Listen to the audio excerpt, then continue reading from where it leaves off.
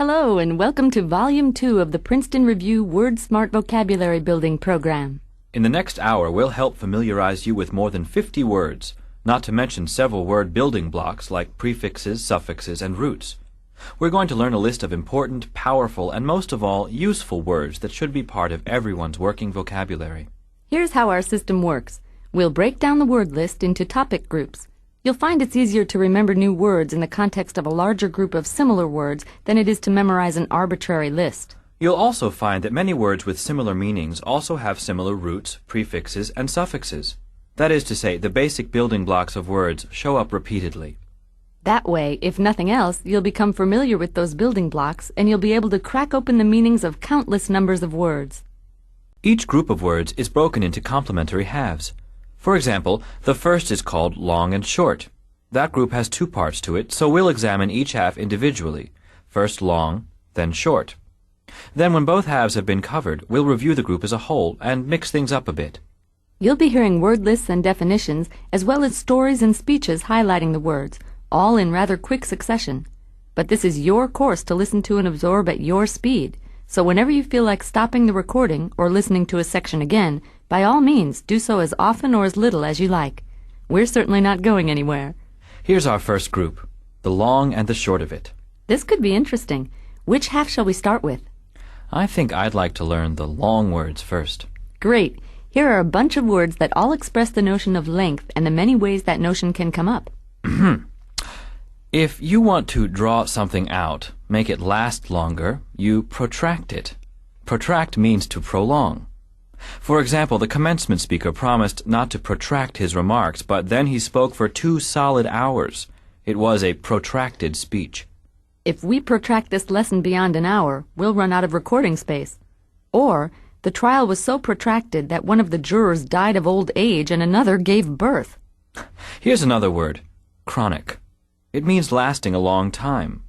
Someone who always came in last could be called a chronic loser. The English language is subtle. It's not for nothing that we have so many words that mean close to the same things. Chronic, for example, is usually associated with something negative or undesirable. Chronic illness, chronic failure, chronic depression. You would be much less likely to encounter a reference to a chronic success or happiness, unless the speaker was trying to be ironic. Right. We hear lots about chronic diseases, ones that linger for a long time and don't go away. In fact, most words that have the root chrono tend to deal with time.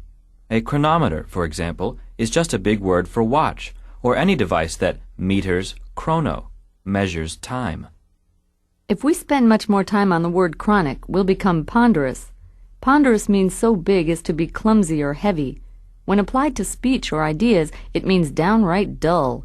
For example, the chairman, as usual, gave a ponderous speech that left half of his listeners snoring in their plates. That speech must have gone on and on and on. If it was ponderous, then it was too long. That's because the chairman has always been a circumlocutory speaker. He never gets to the point and will spend huge amounts of time going off on tangents. Circumlocutory is language that is indirect, wordy, or evasive. To use a lot of big, vague words and to speak in a disorganized way is to be circumlocutory. Or you can change the word form like this. The lawyer's circumlocution left everyone in the courtroom wondering what had been said. Politicians are often circumlocutory. They beat around the bush. Speaking of around, our next word, circuitous, shares the same root as circumlocutory and implies movement around a circle. If you take the long way home, you've taken the more circuitous route. This means roundabout, not following a direct path. The circuitous bus route between the two cities went here, there, and everywhere, and it took an extremely long time to get anywhere. Sounds a little like circuit. It should. The meanings are very similar. A circuit takes you around something, so to be circuitous is to go around rather than directly to something. A circuitous argument, for example, is one that rambles around for quite a while before making its point. Lawyers and politicians tend to use a copious number of words. Copious means abundant and plentiful. For example, Harry had a copious supply of nails in his workshop. Everywhere you stepped, there was a pile of nails.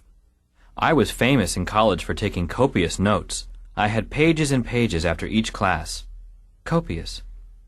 I don't suppose, then, there was ever any need to augment those notes. No additions were necessary. Augment is to make bigger, to add to, make longer, or increase. The army augmented its attack by sending in more soldiers. To augment a record collection is to add to it. If I added yet another example to this definition, I would be augmenting it. Well, not to over-augment, but the act of augmenting is called augmentation. Stop! That's a truly profuse number of examples for that word. Profuse means flowing, extravagant. When we gave Marion our house, our car, and all our clothes, her display of gratitude was profuse. My teacher said I had done a good job, but his praise was far from profuse. I got the feeling he hadn't really liked my epic poem about two dinosaurs who fall in love just before they go extinct. Probably not, but I was certainly moved by your poem. My tears were profuse. My profusion of tears showed how sad I found the dinosaur's love story. Let's not go overboard. Okay. Let's quickly review the long words we just learned. Protract. To prolong or lengthen. Chronic. Constant, lasting a long time. Ponderous.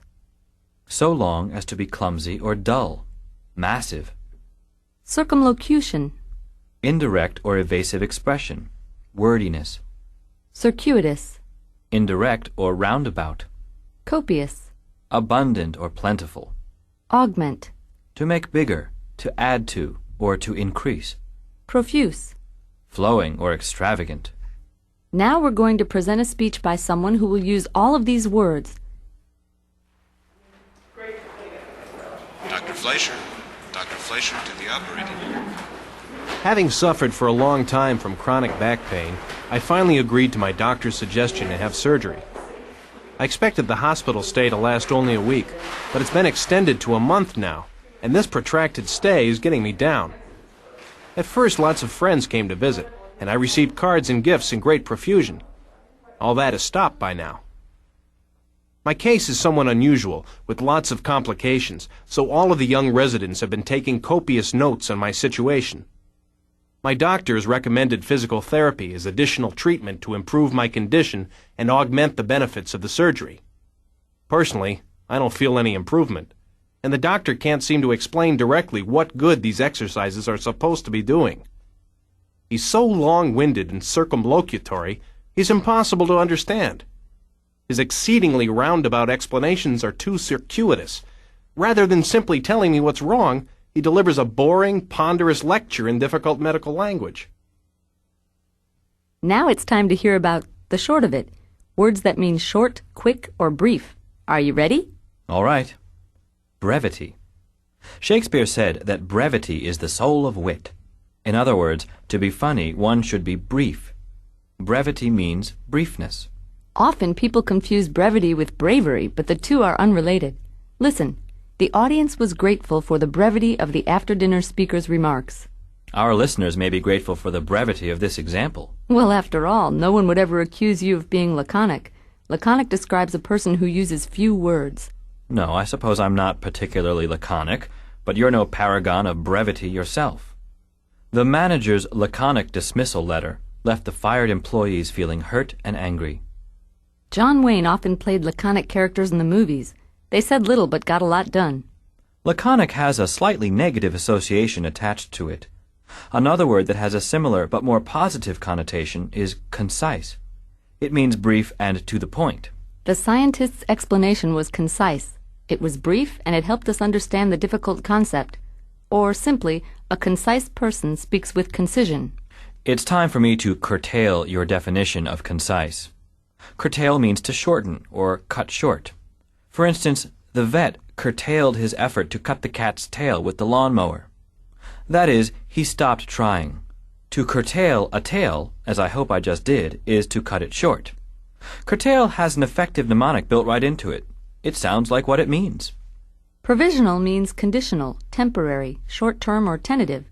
Lewis, for instance, has been accepted into the club as a provisional member. He'll become permanent provided he survives the initiation rites. Or, after the coup, a provisional government was set up to keep order until a long-term government could be established by election. Provisional. When you take a long book and present it in shortened or digest form, you have abridged it. To abridge means to shorten or condense. The thoughtful editor abridged the massive book by removing the boring parts. An abridged dictionary is one that has been shortened to keep it from crushing desks and people's laps. A work that has been abridged is called an abridgment. A lot of these words tend to sound like what they mean, which would make for easy memorization. I wonder if that can be said about perfunctory.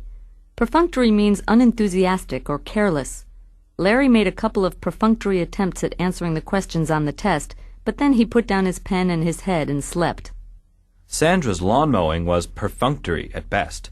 She skipped all the difficult parts and didn't rake up any of the clippings. Perfunctory is how you do something when you just don't care about it. While we're at it, let's learn terse, which means using no unnecessary words, or concise. Sounds like laconic. Almost. A little different, but you're close. Listen. The new recording secretary's minutes were so terse that they were often cryptic. Terseness was not one of Rex's virtues. He would talk until the crack of dawn if someone didn't stop him. So what exactly is the difference between laconic and terse? Well, laconic often has the connotation of being rude, whereas terse is more objective. It just describes someone who doesn't use many words. And now here's a quick review of the short of it words. Brevity. Briefness. Laconic. Using few words, almost to the point of rudeness. Concise. Brief and to the point. Curtail. To shorten or cut short. Provisional. Temporary or conditional. Abridged. Shortened or condensed. Perfunctory. Careless and without enthusiasm. Terse. Using no unnecessary words. Very succinct. Here now is an English teacher who's going to use these short of it words in context.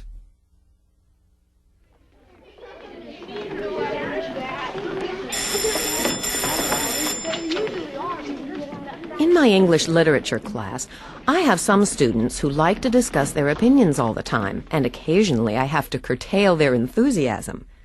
They're the ones who always read the complete books, never the abridged versions.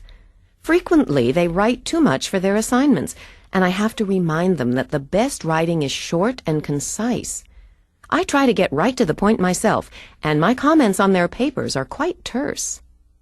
Other students are barely interested in reading, making only perfunctory attempts at finishing their assignments. When I call on them in class, they say very little. The brevity of their answers reflects their short attention spans. One boy in particular fancies himself the strong, silent type with an attitude. His laconic replies border on rudeness, and I'm tempted to throw him into detention.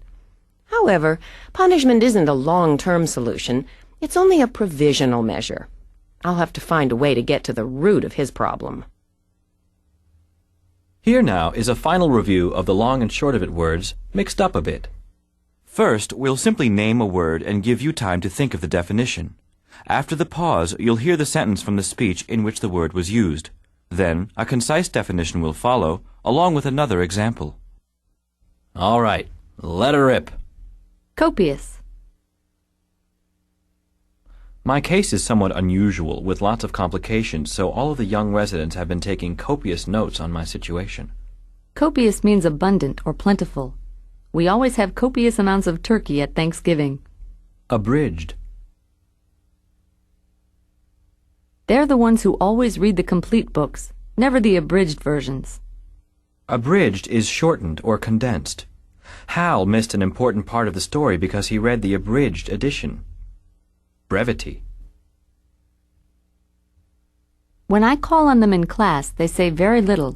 The brevity of their answers reflects their short attention spans. Brevity is briefness. Everyone at the dinner was grateful for the brevity of the guest speaker's opening remarks. Chronic. Having suffered for a long time from chronic back pain, I finally agreed to my doctor's suggestion to have surgery. Chronic. Constant. Lasting for a long time. Ted's chronic lateness earned him a permanent seat in detention. Terse. I try to get right to the point myself, and my comments on their papers are quite terse. Terse, using no unnecessary words. Succinct. She repelled his unwanted advances with a terse, "No thank you." Profusion. At first, lots of friends came to visit, and I received cards and gifts in great profusion. Profusion, extravagance, abundance. There was a profusion of flowers in his hospital room. Curtail. I have some students who like to discuss their opinions all the time, and occasionally I have to curtail their enthusiasm. To curtail is to cut short. It would not be in your best interest to curtail your studies. Laconic. One boy in particular fancies himself the strong, silent type with an attitude. His laconic replies border on rudeness. Laconic means using few words to the point of rudeness. The laconic rock star was unpopular with the press. Ponderous. Rather than simply telling me what's wrong, he delivers a ponderous lecture in difficult medical language. Ponderous, so large as to be clumsy and or dull.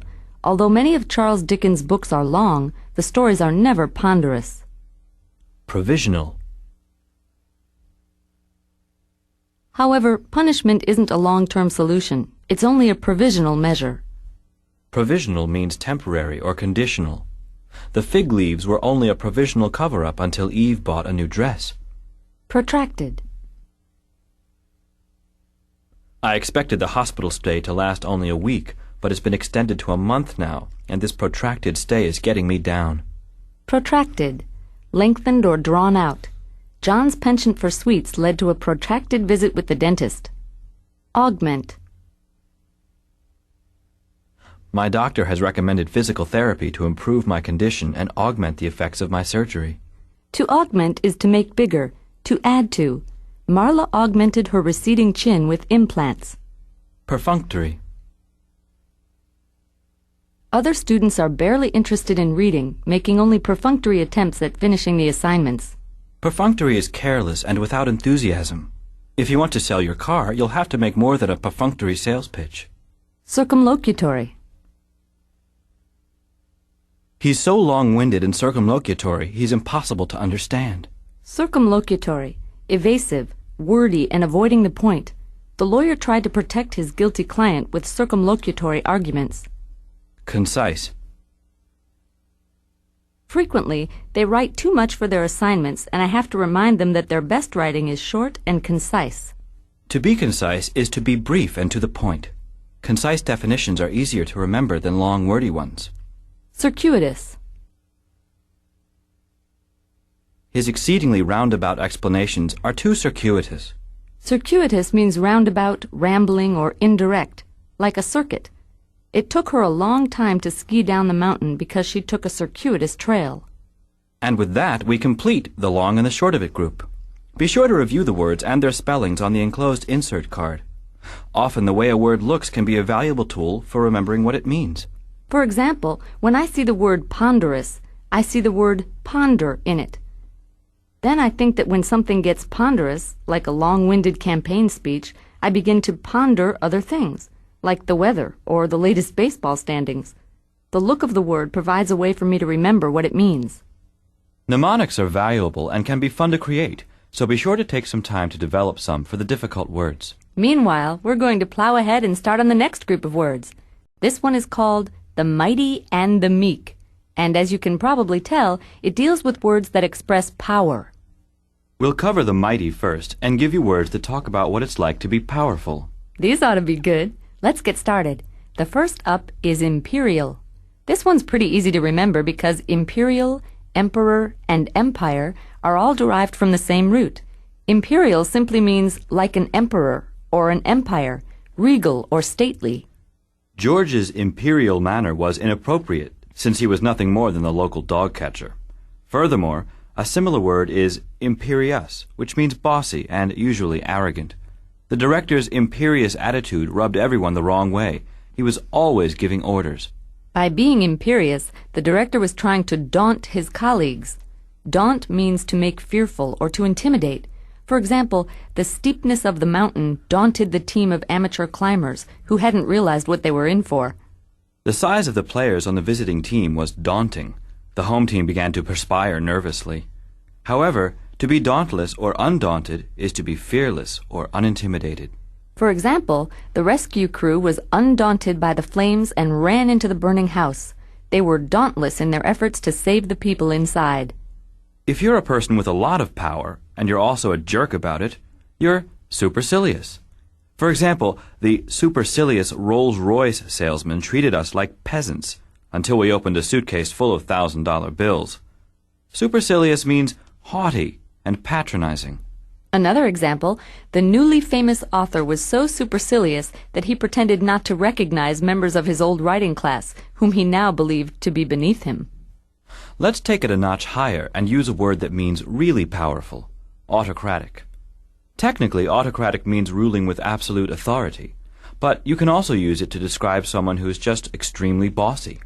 The ruthless dictator's autocratic reign ended when the rebels blew up his palace with a few thousand pounds of plastic explosives.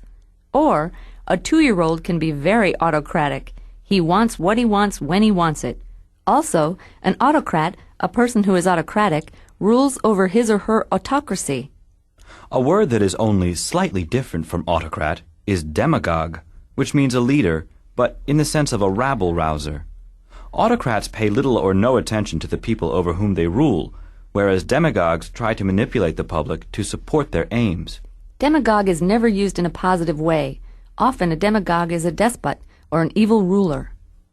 The demagogue has been pushed aside by a people's ascendency, which was fueled by revolution.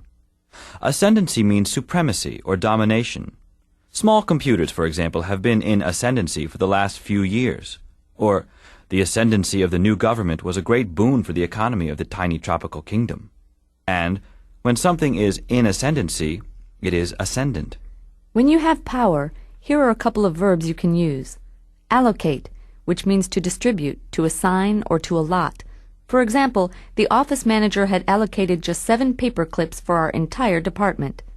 The long car trip had been a big failure, and David, Doug, and Jan spent several hours attempting to allocate the blame. A good manager knows how to allocate responsibility to others, otherwise they'll get bogged down. When a worker has made an error, a manager must be certain to chastise him. Mother chastised us for firing our battle rockets through the living room window. To chastise means to punish or to discipline. Chastising the dog for sleeping in the fireplace never seemed to do any good. The minute we turned our backs, he'd curl up in the ashes again. Chastise. Here now is the quick review of the mighty words, after which you'll hear a monologue by a character who will use the words in context. Here we go. Imperial. Having to do with an emperor, regal or stately. Daunt. To make fearful, to intimidate. Supercilious. Haughty or patronizing. Autocratic. Ruling with absolute authority, extremely bossy. Demagogue. Manipulative leader, a rabble-rouser. Ascendency. Supremacy or domination. Allocate. To distribute, to assign, or to allot. Chastise. To punish. All right. Here is a speaker who will use the words you've just reviewed. Lift your head up. 2. Throw your shoulders back. 3. Stick your chest out. 4. Let me hear you shout. 1. Welcome to the U.S. Army. Note this well. This country may be a democracy, but the Army is not. You will have no say in what happens here. This place is run by me, and me only. This is an autocracy of the first order. You may dislike the way I manipulate the soldiers, and even call me a demagogue. Fine, I am. I'll tell you right now, I enjoy being the king of this place, and in the 30 years I've served, I think I've earned the right to behave in an imperial manner. I am in control. I am ascendant. But don't let that scare you, get you down. Do not be daunted by the prospect of living and working under my control. If you follow the rules, stay out of trouble, I assure you I shall not chastise you unfairly. Give me no sass, do not talk back, and by all means do not patronize me. I will not tolerate supercilious behavior. Now, there are many chores to be done, so let me begin by allocating the various duties among the lot of you. Den Hut! Now it's time for words that talk about the meek. Servile. This is a great word because it sounds so much like what it means. Cat lovers sometimes say that dogs are too servile. They follow their owners everywhere and slobber all over them at every opportunity. Servile means submissive and subservient, or like a servant. The horrible boss demanded servility from his employees. When he said jump, he expected them to ask how high. It's a good synonym for slavish. If, in your servility, you suck up to the boss a lot, then sycophant is a good word for you. The French class seemed to be full of sycophants. The students were always bringing apples to the teacher and telling her how nice she looked. A sycophant is sycophantic. The exasperated boss finally fired his sycophantic secretary because he couldn't stand being around someone who never disagreed. Here's another word for how to behave around your boss. Deference. To show deference to another person is to place that person's wishes ahead of your own. Deference means submission to another's will, respect or courtesy. Herbie stopped yodeling at the dinner table in deference to his mother's wishes. It sounds like defer. It's virtually the same word. To defer to someone is to show them deference, and to show deference is to be deferential. Steve was being deferential when he allowed Joe to go first. But suppose you refuse to defer to someone's will and then they force you anyway. Then you have capitulated. For example, I urged him to take off his hat. When I threatened to knock his head off, he capitulated. To capitulate is to give in or give up, to surrender. On the 20th day of the strike, the workers capitulated and went back to work without a contract. Those workers were doubtless chagrined by their defeat. Chagrin means humiliation or embarrassed disappointment. Much to my chagrin, I began to giggle during the eulogy at the funeral. Doug was filled with chagrin when he lost the race because he had put his shoes on the wrong feet. There is a definite note of shame in chagrin. If you're feeling powerless, it may contribute to your feeling apprehensive. The apprehensive child clung to his father's leg as the two of them walked into the circus tent to watch the lion tamer. Apprehensive means anxious or worried. Bill, for example, was apprehensive about the exam because he had neglected to go to class for several months. As it turned out, his apprehensions were justified. He couldn't answer a single question on the test. And you'll never get over those fears if you continue to be so diffident. You need greater self-confidence. Diffident and confident are opposites. Mary's stammer, for instance, made her diffident in conversation and shy in groups of strangers. Also, Amos's diffidence led many participants to believe he hadn't been present at the meeting, even though he had.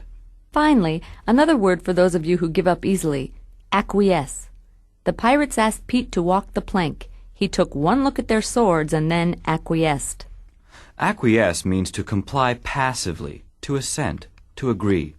Acquiesce is sometimes used sloppily as a synonym for agree in situations when it isn't really appropriate. For example, it isn't possible to acquiesce noisily, enthusiastically, or eagerly. Don't forget acquiesce has the root of quiet in the middle. By the way, to acquiesce is to exhibit acquiescence. Which brings us up to the end of the list of Meek words. Here's a quick review. Servile. Submissive, like a servant. Sycophant. One who sucks up to people with power. Deference. Submissiveness to another's will. Capitulate. To give up or give in. To surrender. Chagrin. Humiliation or embarrassed disappointment. Apprehensive. Anxious or worried. Diffident. Timid or lacking self-confidence. Acquiesce. To comply passively. To assent. Now we'll present a character who will use all of the above words in context.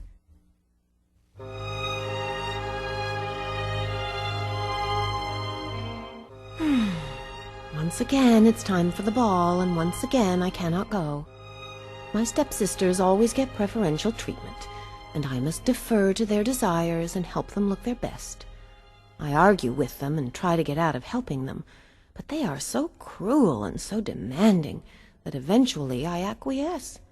They are such witches that I believe they enjoy watching me give in when I capitulate with almost no fight. It brings me no joy to serve them. It's not in my nature to be so servile. But in order to avoid being thrashed all the time, I have to flatter them and fawn over them, behaving like a sycophant. If I weren't so timid, if I could overcome my diffidence, perhaps I could break this cycle. But the thought of talking back fills me with fear, and that sense of apprehension keeps me silent. I once had a fairy godmother who I thought would help me. What a disappointment. Much to my chagrin, she turned out to be just some kooky old lady. There. That covers all the words in the group The Mighty and the Meek. Now we'll present all of the words in a mixed bag. Remember to fill in the definition during the pause that follows each word. Ready? The first word is allocate. Now there are many chores to be done, so let me begin by allocating the various duties among the lot of you. To allocate is to distribute, to assign, or to allot. All of the federal funds were allocated to the defense budget. Capitulate. They are such witches that I believe they enjoy watching me give in when I capitulate with almost no fight. Capitulate is to give in, surrender. The police refused to capitulate to the terrorists' demands. Defer. I must defer to their desires and help them look their best. To defer is to bend to another's will. When King Kong gets hungry, it's wise to defer to his needs. Autocracy. This place is run by me and me only. This is an autocracy of the first order. An autocracy is a system run by a person or group of persons with absolute authority. Hitler was an autocrat. Apprehension. But the thought of talking back fills me with fear, and that sense of apprehension keeps me silent. Apprehension is a sense of fear or hesitation. Anne Boleyn was apprehensive about meeting her new husband. He was, after all, Henry VIII. Demagogue. You may dislike my leadership and the way I manipulate the soldiers. Call me a demagogue. Fine, I am. A demagogue is a rabble-rouser, a leader of sorts. The demagogue soon forgot about the people who brought him to power and used his position to enrich himself. Sycophant. I have to flatter them and fawn over them, behaving like a sycophant. A sycophant is a flatterer, or someone who sucks up to another who has power. Politicians become sycophantic with those who might give them their votes. Imperial. I'll tell you right now, I enjoy being the king of this place, and in the 30 years I've served, I think I've earned the right to behave in an imperial manner. Imperial means like an empire or an emperor. Julius Caesar behaved in an imperial manner. Servile. It brings me no joy to serve them so. It is not in my nature to be so servile. To be servile is to behave like a servant.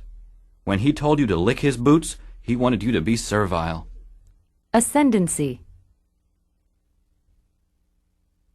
I am in control. I am ascendant. Ascendency means superior, dominant. For years, disco was the ascendant form of popular music. Then hip-hop became dominant on the charts. Diffident. If I weren't so timid, if I could overcome my diffidence, perhaps I could break this cycle. Diffident means shy and unassuming. The ugly duckling's diffidence gave way to confidence and assurance after he grew into a swan. Daunt. But do not fear. Do not be daunted by the prospect of living and working under my control. To daunt is to intimidate or to make fearful. Bullies delight in daunting their victims. It's more than half the fun. Acquiesce. I argue with them, but they are so cruel and so demanding that eventually I acquiesce and help them. To acquiesce is to comply passively, to accept or assent quietly. Fay Ray at first refused King Kong's demand that she marry him, but his size and demeanor convinced her to acquiesce. Chastise. If you follow the rules and give me no reason to discipline you, I assure you I shall not chastise you unfairly. To chastise is to discipline or inflict punishment upon. Gunther the lion tamer often chastises his lions and tigers for trying to eat him alive. Chagrin. I once had a fairy godmother who I thought would help me. What a disappointment! Much to my chagrin, she turned out to be just some kooky old lady. Chagrin is humiliation or embarrassed disappointment. Much to her chagrin, Abby tripped and fell during her first entrance on the stage. Supercilious. Give me no sass, do not talk back, and by all means do not patronize me. I will not tolerate supercilious behavior. Supercilious behavior is snotty or patronizing. The bank teller became supercilious when she saw that Mr. Vanderbilt had a mere $17 in his savings account. And that, as they say, is that. Be sure to solidify your power over the mighty and the meek by checking out the spellings of the words, thinking of some mnemonics, and trying some sentences of your own. In the meantime, it's on to the next group of words. Our next is called You Help Me, Then You Hurt Me. The first section of words, You Help Me, deals with helping or giving pleasure. The second section of words, Then You Hurt Me, all concern pain or punishment. I'd rather start with pain and save pleasure for last. Sounds like a good idea to me. I'm glad you agree. What would it take for you to reproach me? Well, reproach means to scold, usually in disappointment. It can also mean to blame or disagree. That's right. In that case, I would reproach you if you forget the meaning of every vocabulary word we've discussed so far. That won't happen, so I suppose I'm safe. The doctor reproached Daniel for gaining 20 pounds after he had advised him to lose 15. On the other hand, impeccable behavior is beyond fault. It is irreproachable. Even though Jerome did split Aunt Mabel's head with an axe, his motive was irreproachable. He had merely been trying to kill a fly perched on her hairnet. Nice example. I would imagine that Jerome was contrite about his mishap. Contrite means feeling sorry, admitting guilt, especially feeling remorseful. Right. To be contrite is to be sorry for whatever terrible thing you did. A criminal who won't admit to his crime is not contrite. Saying you're sorry is an act of contrition. Deirdre's contrition was heartfelt. She wanted to apologize after she burned her roommate's bed. When you do something bad or commit a crime, you are frequently chastised by someone. When someone sees you are about to commit a crime or you are about to make an oversight, they might admonish you. Admonish means to warn or express disapproval. The mother admonished her son for his apparent desire to shoot his sister with a BB gun.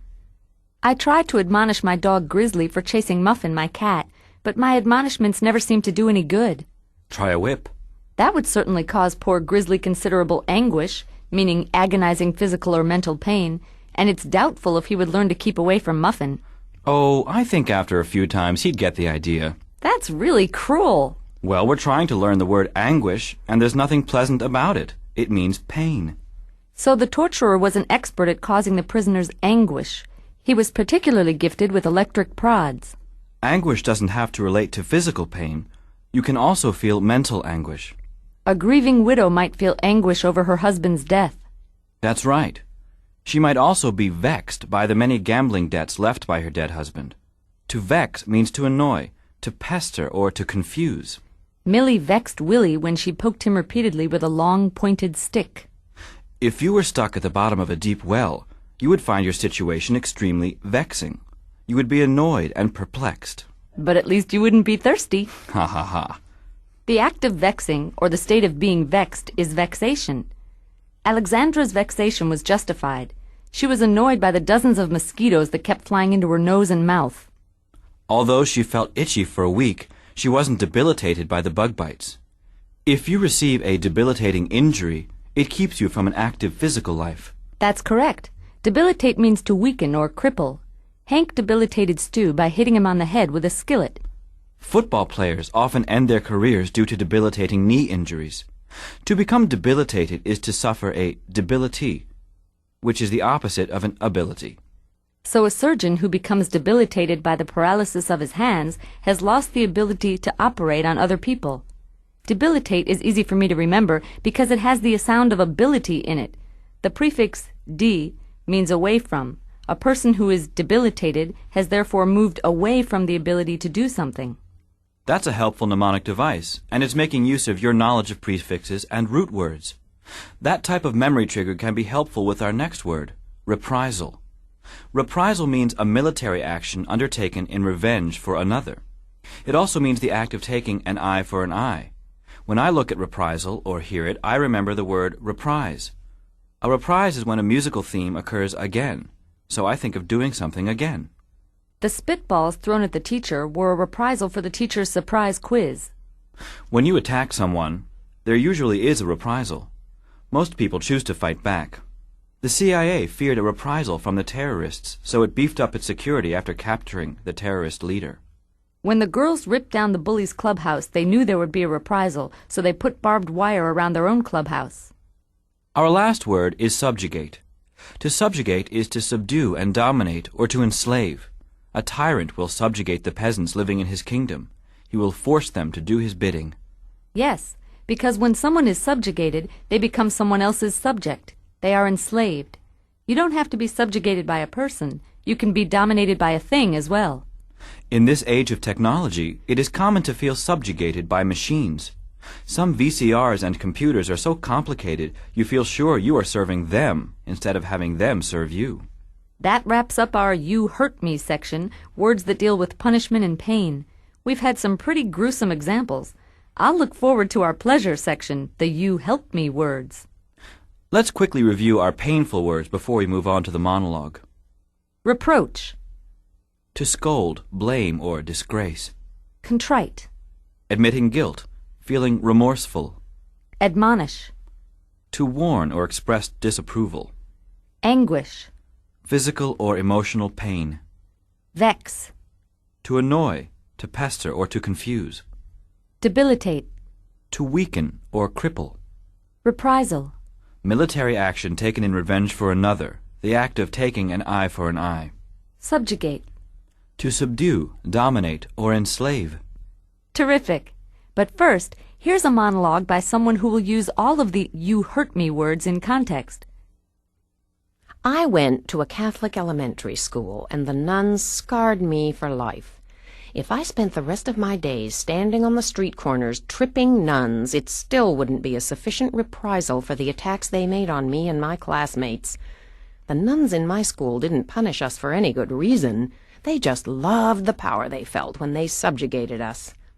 There was one girl in my class, Felicia White, who must have been bonkers.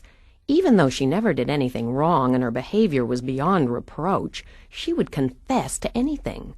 She was always sorry. We'd whisper, "Felicia White is always contrite." She'd confess to things she hadn't even done, and boy, would she pay for it. I guess she perversely enjoyed the anguish of being punished even more than those nuns liked dishing it out. Rulers may look harmless, but when a 180-pound nun is swinging one, the effect can be debilitating. I had an unfortunate habit of whistling through my nose when I exhaled.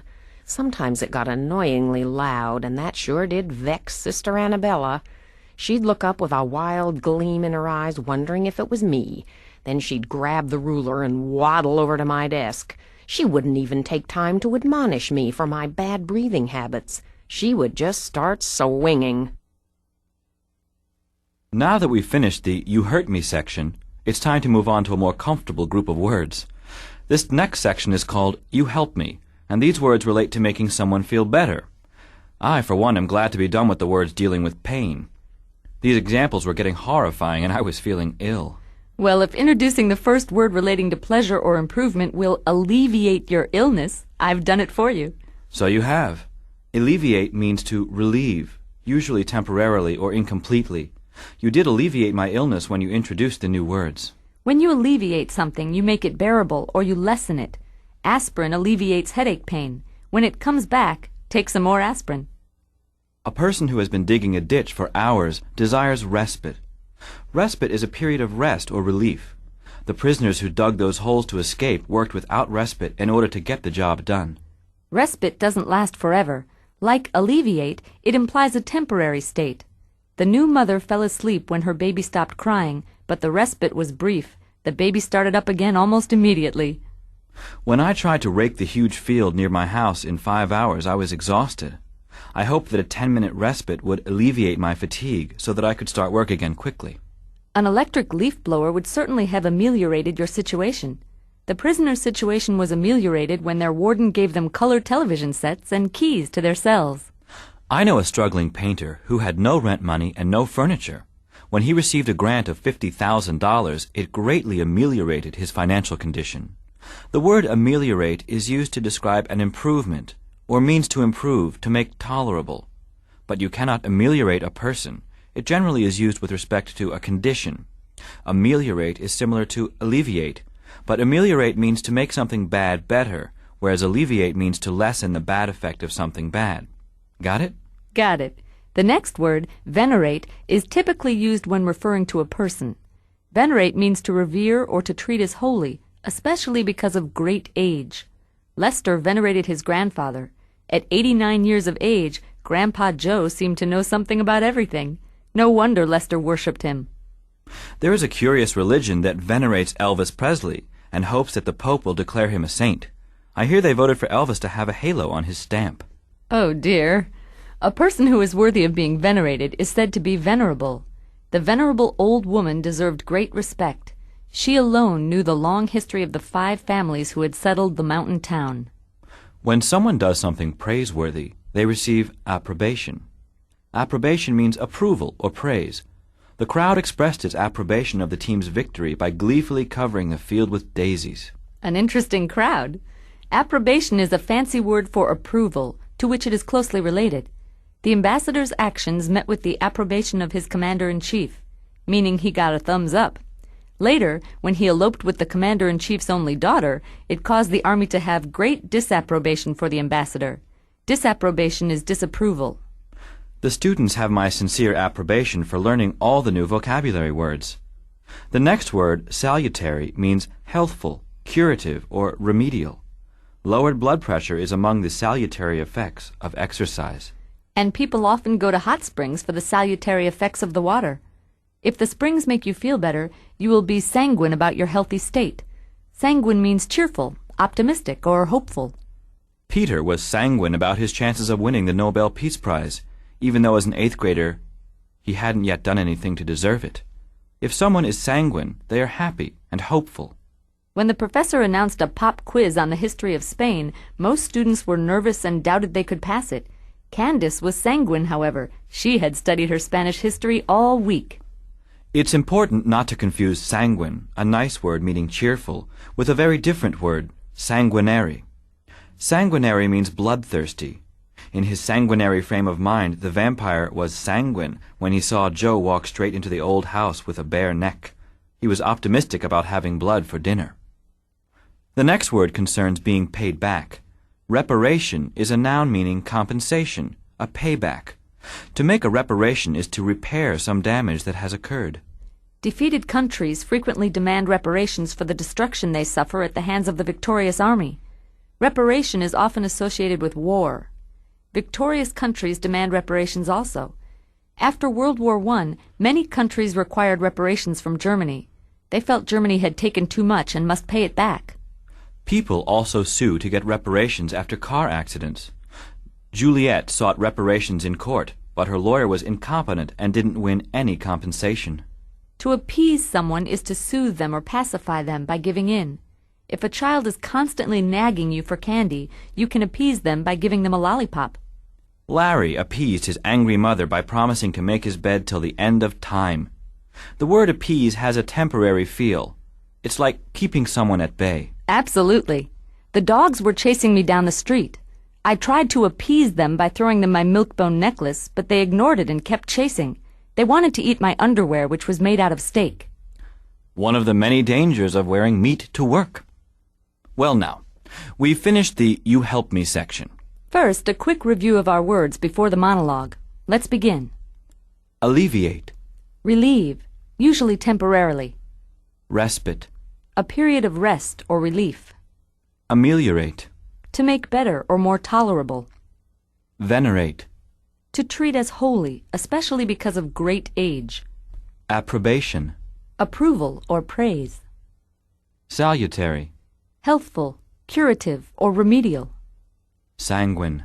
Cheerful, optimistic, or hopeful. Reparation. Compensation, a payback. Appease. To soothe or pacify by giving in. Now listen as the speaker uses the You Help Me words in his monologue.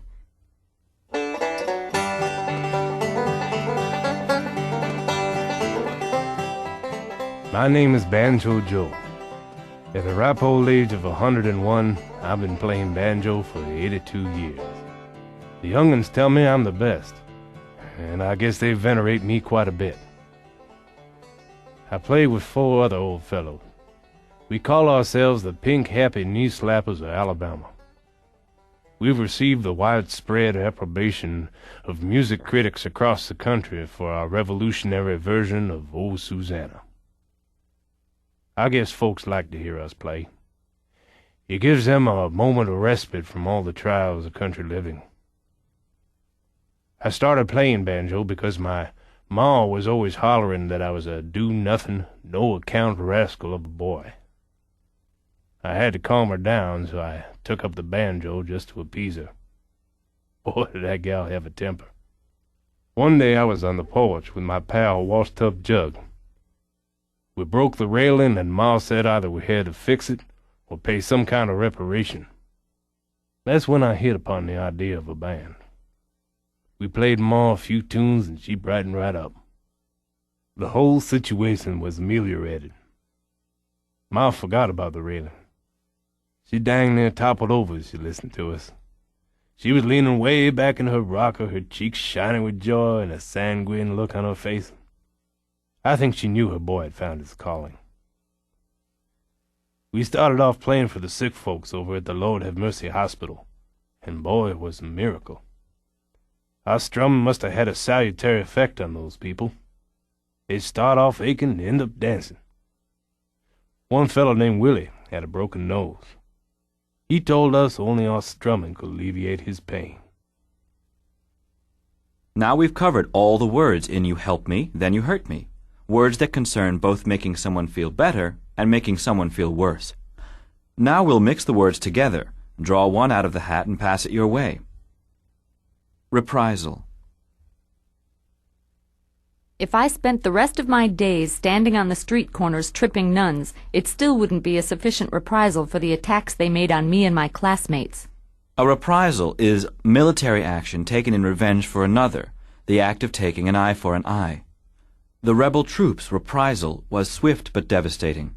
Even with their fort destroyed, they blew up the State Department. Approbation.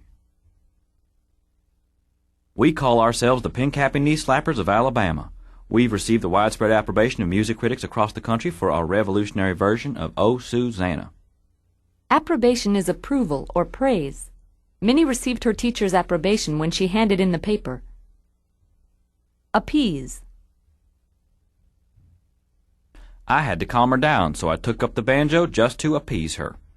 Appease is to soothe or pacify by giving in. You would appease your irate father if you would just rake the lawn. Vex. Sometimes it got annoyingly loud, and it sure did vex Sister Annabella. To vex is to pester, annoy, or confuse. Danielle was vexed by the never-ending tap-tap-tap of the branch on her window. Sanguine. She was leaning way back in her rocker with a sanguine expression on her face. Sanguine means cheerful, optimistic, or hopeful. Gail was sanguine about the exciting vacation which lay ahead. Venerate. The young'uns tell me that I'm the best, and I guess they venerate me quite a bit. To venerate someone is to revere them or treat them as holy. Marcia venerated her great-grandmother and believed she was nearly perfect. Debilitate. Rulers may look harmless, but when a 180-pound nun is swinging one, the effect is debilitating. To debilitate is to weaken or cripple. The hockey player was debilitated by an opponent who crushed his knees. Subjugate. They just loved the power they felt when they subjugated us. To subjugate is to subdue, dominate, or enslave. The plantation owner subjugated his slaves through violent whippings. Reparation.